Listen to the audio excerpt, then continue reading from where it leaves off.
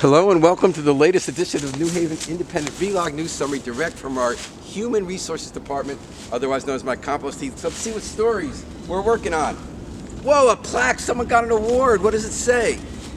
This week's winner of the great ongoing New Haven Taxpayer Ripoff Award. Congratulations, it goes to New York's Gideon Friedman. He just bought the 360 State Street Tower for $160 million. He paid that because that's what it's worth.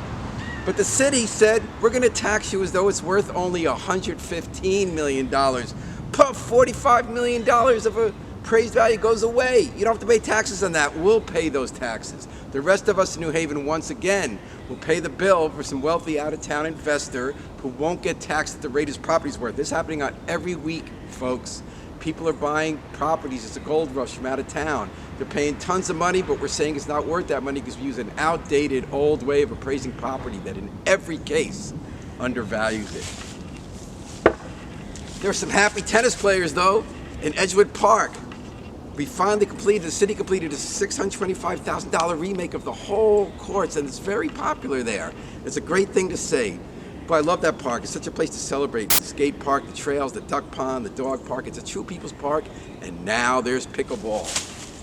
What a clean sweep this week. The Democrats won everything in the election in Connecticut. Every statewide office, the national offices, state, local, all the constitutional offices. What a sweep. New Haven was right there, over 80% margins for the Democratic candidates from New Haven voters. But we're not turning out. Our turnout was 1/3 lower than it was in the last midterm election. So how did the Democrats win statewide? From the suburbs. Places like Greenwich, Westport, Madison are turning bluer because they're horrified by the Trump-like candidates, by the Republicans. Governor Ned Lamont noted that. He said, we won with a clear message.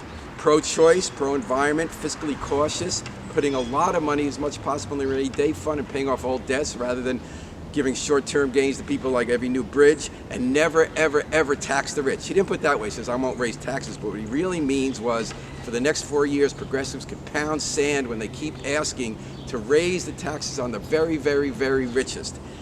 Lamont's own government has reported that teachers, cops, the families of working families, they pay 26% of their income every year in state and local income taxes.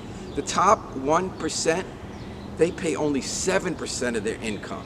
So that means that working families pay 3 times as much or more percentage in taxes than Ned Lamont and his buddies, and they're not going to change that. But get your calendars ready. Early voting is on the way. Voters overwhelmingly approved a constitutional amendment so we can have early voting in Connecticut, joining 46 other states. Now it's up to the legislature to come up with the details. I would say let's listen to someone who's against it. Don Rapini, who ran for Secretary of State, said, let's not make it weeks and weeks because then people aren't voting on the same kind of facts. Different realities were not one voice. Stephanie Thomas, who won the Secretary of State's office, said, yes, that's true. She'll go for a couple days. Good idea. Shout out to Steve Winter, the alder, Gary Winfield, the state senator. They've been pushing for years for early voting and all sorts of democracy reforms that bore fruit again, and next up is ranked choice voting. Until next time, this is New Haven Independent Vlog News Summary. Remember, always pick up your trash.